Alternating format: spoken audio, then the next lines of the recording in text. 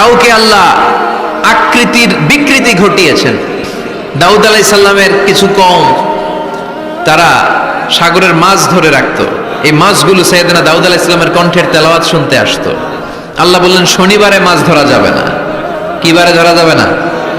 কারণ প্রত্যেক সপ্তাহের শনিবারে আকাবা উপসাগরের তীরে বসে সাইয়েদনা দাউদ আলাইহিস সালাম ওনার সুরের ঝংকার তুলে জাবুর কিতাব তেলাওয়াত করতেন। আমাদের কোরআনে সূরা আছে 114টা, আর ওনার জাবুর কিতাবে ছড়া ছিল 150টা। আমরা পড়ি সূরা, ওনারা পড়তেন ছড়া। সুবহানাল্লাহ কইবেন না? তো ওনার গলায়ও সুর, আবার ওটা ছড়া, গাইলে কত সুন্দর লাগে। উনি আকাবা উপসাগরের পাশে বসে ছড়াগুলো তেলাওয়াত করতেন, শিক্ষণীয় ইসলামিক ছড়া। আর এই ছড়ার সুরে মুগ্ধ হয়ে সাগরের মাছগুলো সাগর ছেড়ে দিয়ে ডাঙ্গায় চলে আসতো। আল্লাহ বললেন, দাউদের উম্মত খবরদার, শনিবারে মাছ ধরা যাবে না। রবি থেকে শুরু করে শুক্রবার পর্যন্ত ধর, নিষিদ্ধ হচ্ছে শনিবারে। আদেশটা কার? নির্দেশনা কার? মানার দরকার আছে না নাই? দাউদ আলাইহিস সালামের কওম একটু বুদ্ধি করলেন।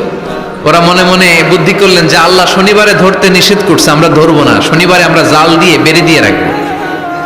কি করব? জাতে মাতাল তালে ঠিক। শনিবারে ধরা যাবে না। একে অপরের বলতেছে, এই খবরদার, শনিবারে মাছ ধরবি না। নিষেধ করছে কে? শনিবারে মাছ ধরা যাবে না। সবগুলো মাছ সাগর ছেড়ে দিয়ে যখন ডাঙ্গায় চলে এসেছে, ওরা শনিবারে এই মাছগুলো ধরে না, ওরা বেড়ে দিয়ে রাখে যাতে যেতে না পারে। শনিবার শেষ, ওরা সময়ের দিকে তাকায় থাকে, রবিবার শুরু হইলেই মার ধর। আছে না নাই? ও মিয়া, ওরা কৌশল করলে আমার আল্লাহর কি কৌশল জানা নাই? আল্লাহ বললেন, কুনু কিরাদাতান খাসিইন, তারা অভিশপ্ত বানর হয়ে যাও।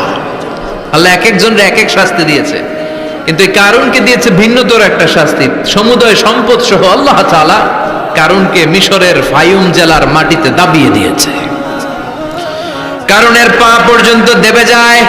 কারণ ভাবছে উঠে যাবে, কোমর পর্যন্ত দেবে যায়। কারণ ভেবেছে কিছু হবে না, আমার গায়ে অনেক শক্তি, আমি পার পেয়ে যাব।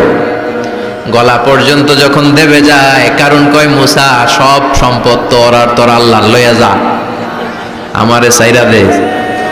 সব সম্পদ তোর মুসা, সব তোর, গাড়ি তোর, বাড়ি তোর, সিন্ধুকের বাক্সগুলা তোর আর তোর আল্লাহর, আমারে খালি সাইরা দে, আমি বাঁচতে চাই।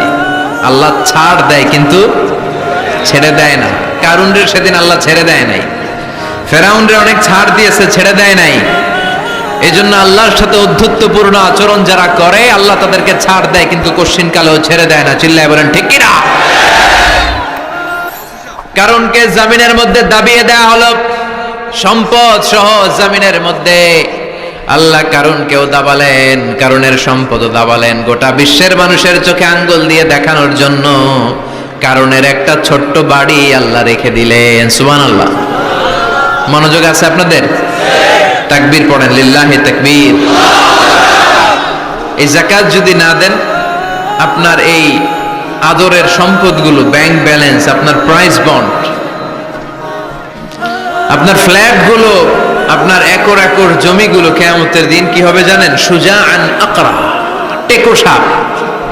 সাপের মাথায় চুল হয়, জানেন?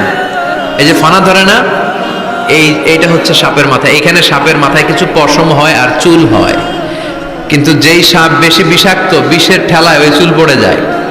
এই জায়গায় চুল, আবার দেখতে যায় না আজকে সাপ ধরে একেবারে শেষ করে দিবে। তো আল্লাহ যে সাপগুলো দিয়ে আমাদেরকে পানিশমেন্ট দিবে, এগুলো তো দুনিয়ার সাপের মতো, তাই না?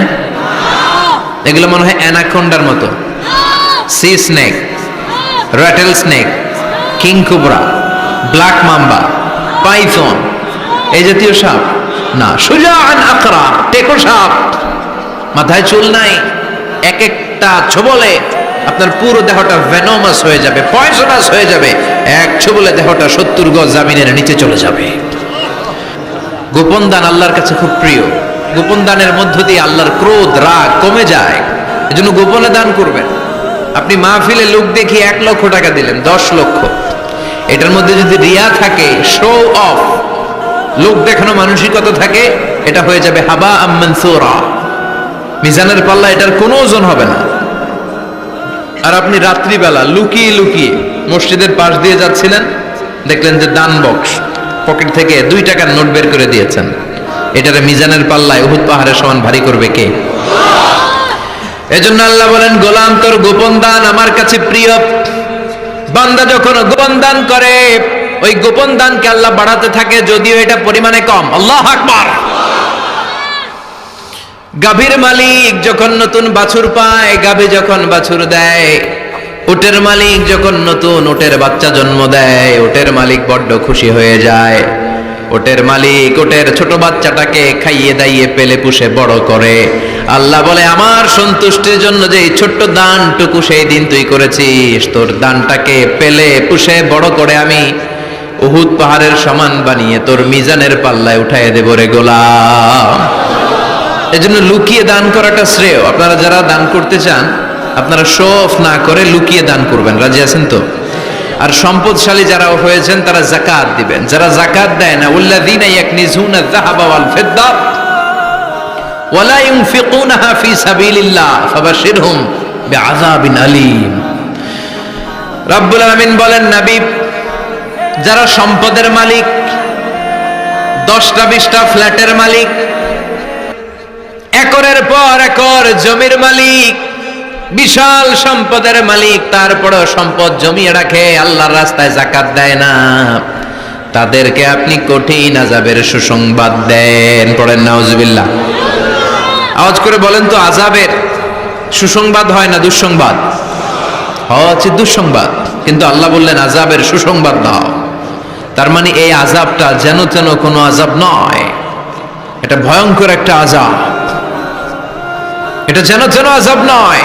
1000 বছর জাহান্নামের ভেতরে জ্বালিয়ে রাখা লোহার খুন্তি দিয়ে আপনার পেটে একটা ছেক দেয়া হবে, কপালে একটা ছেক দেয়া হবে, পিঠের মধ্যে ছেক দেয়া হবে। নাউজুবিল্লাহ পড়েন। এজন্য আল্লাহ বললেন, কঠিন মর্মন্তুদ আযাব আর শাস্তি, পানিশমেন্টের সুসংবাদ দাও। ছেলে গণিত পরীক্ষায় ফেল করেছে, মা বলে, তুই ফেল করছস, তোর আব্বা এসে এমন মাইট দিবে, মাইট দিলে মজা টের পাবি। আচ্ছা, আওয়াজ করে বলেন, মাইট দিলে কি মজা পাওয়া যায় না ব্যথা পাওয়া যায়? কিন্তু মা বললেন যে মজা টের পাবি, তার মানে মাইটটা যে কড়া মাইট হবে, শাস্তিটা হবে বড় ডেঞ্জারাস শাস্তি। এই শাস্তির তীব্রতা, মাইরের তীব্রতা বোঝানোর জন্য মা মজার কথা বলেছেন। চিল্লায় বলেন ঠিক কিনা?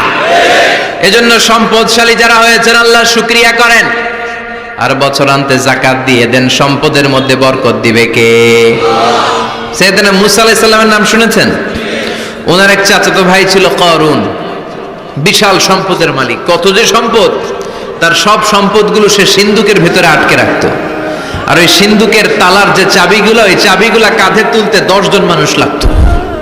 তাহলে সম্পদ কি কম না বেশি?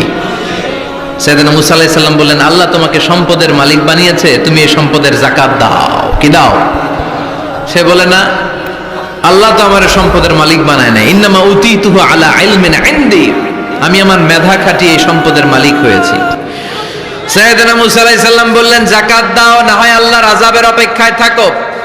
কারণ বলে, তোমার আল্লাহরে বলো যদি পারে আমারে আযাব পাঠাইতে, আমার দিকে যদি পারে তোমার আল্লাহ যেন আযাব পাঠায়। আল্লাহরে চ্যালেঞ্জ দিস। কারে চ্যালেঞ্জ দেয়?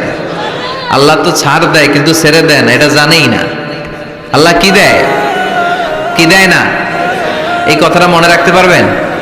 আল্লাহ কি দেয়, কি দেয় না?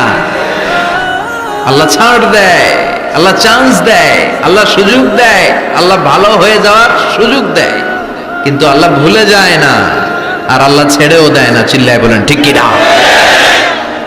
কারণ বলে, তোর আল্লাহরে বল, পারলে আমারে মারতে, পারলে আযাব পাঠাতে বল, দেখি তোর আল্লাহর শক্তি কত রে মুসা, আযাব পাঠাতে বল। আল্লাহ বলে, ফাখাসাফনা বিহি ওয়া বিদারিহিল আরদ। এই কথা বলার সাথে সাথে কারণের বিশাল সিন্ধুকের বাক্স, স্বর্ণের বাক্স, রূপার বাক্স, সম্পদের বিশাল বিশাল সিন্ধুকগুলো সহ কারণকে আমি জামিনের মধ্যে দাবিয়ে দিলাম। নাউজুবিল্লাহ পড়ে। জামিনে এটা একটা আশ্চর্যজনক শাস্তি। এই শাস্তি আবার অন্যদেরকে আল্লাহ দেয় নাই। আল্লাহ কাউকে আযাব দিয়েছেন প্রচন্ড বাতাস, বাতাস দিয়ে আল্লাহ উড়িয়ে দিয়েছেন। কাউকে দিয়েছেন পাথর বৃষ্টি, কাউকে দিয়েছেন আগুন বৃষ্টি, কাউকে দিয়েছেন ভূমিকম্প,